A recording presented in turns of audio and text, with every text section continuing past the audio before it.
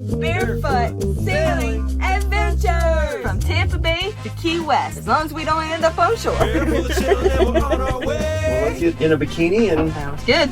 I'm about to drive the boat while Mike pulls up the anchors. This isn't a typical anchor situation. We have two anchors off the front. The wind and the current is pushing us to the shallows in the mangroves. It's going to be hard to get them both in at the same time. And we even have the bridle on one, so that's even more of a pain. So he's going to just kind of work with one and then switch the other until he gets them both up. And my job as Captain Ashley today, keep the boat basically in the same spot. So we'll see how this goes. Wish me luck. The wind is still ripping, so I'll have to sit there and mess with the throttle and bump it back and forth from neutral to forward. Let's do it. Here we go. I'll follow you. All right, Ashley's on her way to go pilot this vessel, and I'm on my way to go get the anchor up. Here we go. We'll have this one here. Yeah, so that needs to be fixed. There you go. Okay. There you go. This motor is a little finicky. Sometimes after it's been sitting all night and you go to start it up, it'll run fine for like a minute or so, and then it shuts off. So we're gonna hang for a minute, make sure this thing is gonna keep running for us and not shut off. I see your hands and my feet and all the way up to my thighs. Yep, right up to there. Down here? I see your feet. I don't see... Probably good, right? Probably good. Okay. Here I go. It's running, right? I'm the captain now. See what happens when I start pulling on things. Let's see what happens here. You might be able to pull on it a little bit first before I even... Yeah, just wait.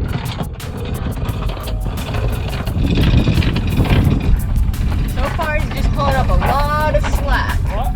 I'm just talking to the camera. So we're still good. I'm gonna get this bridle next. We're gonna grab this bridle right here. There. Now you can basically just throw that in the water. Because we have the other side of it here, we also have control of it here. Just grab one and try to get the rest of it. So we got the bridle, and all is well in the world so far. It looks like the bridle's up. I just throw all that in there with a separator. That is one handy piece of equipment. You could ask Ashley to just, you could bump it ahead in this way. Keep coming. All right, straight ahead. Okay, neutral. Well, nothing's wrong with the Mantis. I don't see how it would have fouled or whatever. We're going straight ahead. Going straight ahead. Yep.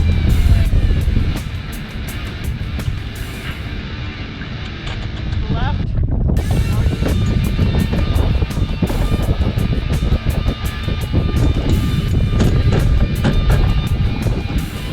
Neutral. Don't hurt yourself.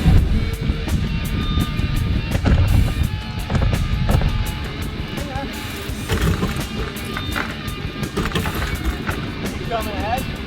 See him. Is she bent? I'll carry this thing back. Nice and slow.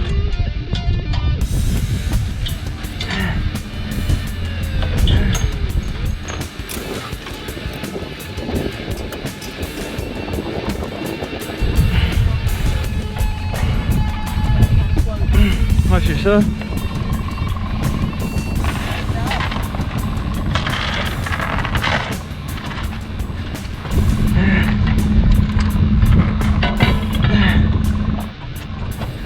Yeah. Oh boy, I'm getting old.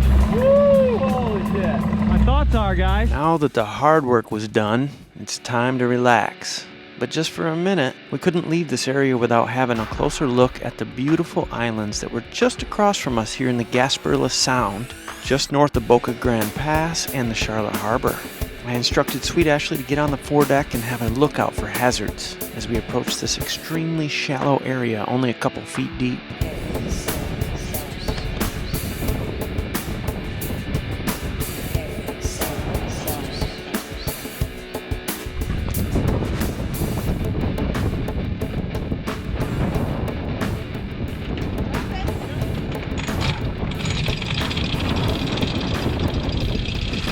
Front anchor drops but doesn't seem to get a good set. We think we've identified the problem. It's the seagrass. The seagrass is causing it to not hook. I guess just because it's so slickery, but I think we finally found a little patch of sand for a front anchor, because it just anchoring now we had a little bit of issue. Yep.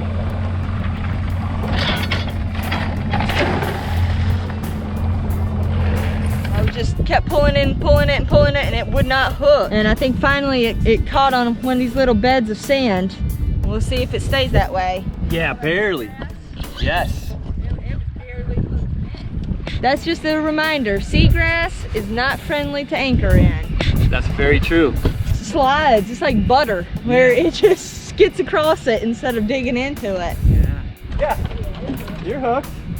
Now it is, it wasn't though. Okay. Well, yeah, that's a good looking angle. You know what I'm saying? Like, that's what you want to look. If it was pointed straight down, I'd say, no, it didn't hook and your anchor's right underneath us, it's not doing anything. Being that it's out away from the boat. Just sliding. Are we far enough back? Do you want me to let some out? Okay. Yeah, she's doing a little fishing. We got a couple topics that we could talk about. Yeah, I think the Danforth might be better in seagrass. It seems to do better, doesn't it?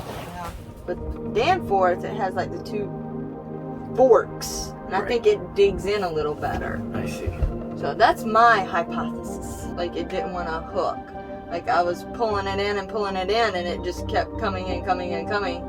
The Danforth, I could see it digging in a little bit better in this situation. Being that because the it soil has is soft enough. And it has the two separate, like, forks almost. Like, it might go down and just kind of dig in a little better rather than the spade. With a single point. With a single point. Right. I feel that the Mantis really shines when the soil is compact.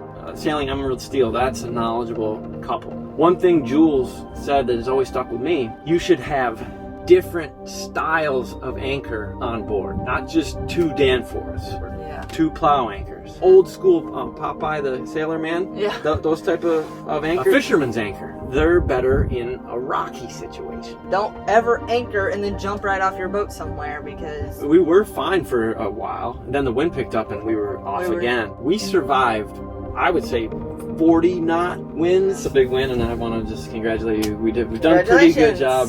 We didn't end up in the mangroves. Yeah, like not every boat could withstand a 40-mile-an-hour blow. You know, because we've seen plenty in our travels that are simply not equipped with the hardware necessary. They got a baby anchor. They got a baby anchor, and there ain't no way that boat is. That's another point. We could have stopped this wild swinging probably by dropping the keel. Yeah. There's a lot of variables out here. There's a ton of variables. Yeah, you can feel that all, you know, the mast and the boom and all the rigging, and it catches the wind. Yeah. You can hear the wind on the rigging and stuff. Ooh, yeah. It whistles and it howls. We're about to move.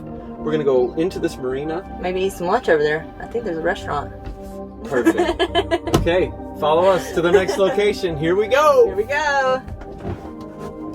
Let's see what the weather's doing. See what the weather's doing. It looks like there's a storm cloud coming. Building offshore again.